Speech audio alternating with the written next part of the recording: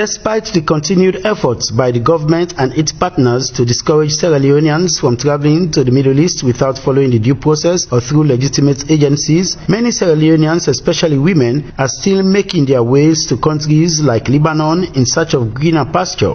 Following the tragic death of 5 Sierra Leoneans in Lebanon in a reported fire incident, the Sierra Leone consul to Lebanon, Hashim, while extending his condolences to the bereaved families, says he has met with the Sierra Leonean community in Lebanon as they continue to engage with the Lebanese authorities to ascertain the cause of the tragic incident. Yeah, the bodies are in the mortuary. And according to the government statement and what I hear from His Excellency and the Honorable Minister of Foreign Affairs, that they were repatriated. We are just waiting the police report. We know the fact, then we act according to the instruction of the government. I actually here to make sure that all the Sierra Leoneans should be comfortable in Lebanon. I'm always trying to know their situation, but the way they come, they hide. We gather many Sierra Leoneans at one time, and we make a committee headed by one Mr. Sasso. Any problem come up, immediately we move to make sure that the problem is solved. Some of them in jail, we pull them from jail. Some of them in hospital, we assist them. The one we know, we lack of information. Speaking on the challenges they are faced with, he said they are finding it difficult to be able to have a total figure of Sierra Leoneans residing in Lebanon because most of them are entering the country through agents that are unknown by the consulate and the government of Sierra Leone. We are working actually since 2-3 months with the Ministry of Labor in Sierra Leone, Mr. Timbo.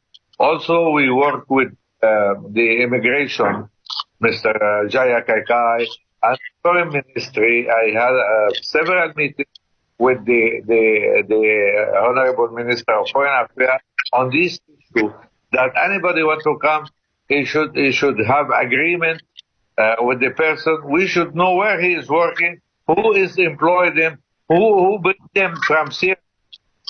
Most of them, or I say all of them, nobody have a visa from the Lebanese embassy in Freetown.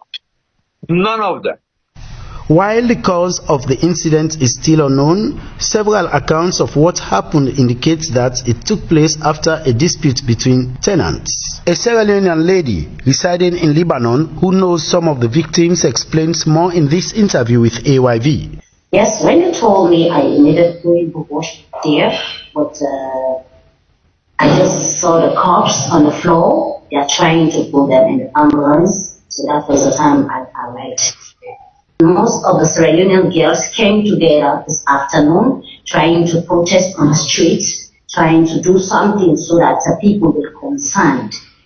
People will show concern and to help us, to help those that want to travel back. Like we really need justice, Like we are not in a good mood. We want to take actions, but we cannot because most of us don't have papers. Even though some of us are trying to have our papers now from our previous employers, but you cannot just take action like that without you having paper because you will take the law out of hands. So this is it. Meanwhile, the Minister of Foreign Affairs and International Cooperation, Professor David Francis, has told AYV that they will work with the consulate and the Lebanese authorities to repatriate the bodies to Sierra Leone for a dignified burial ceremony. Albert George Sharif, AYV Freetown.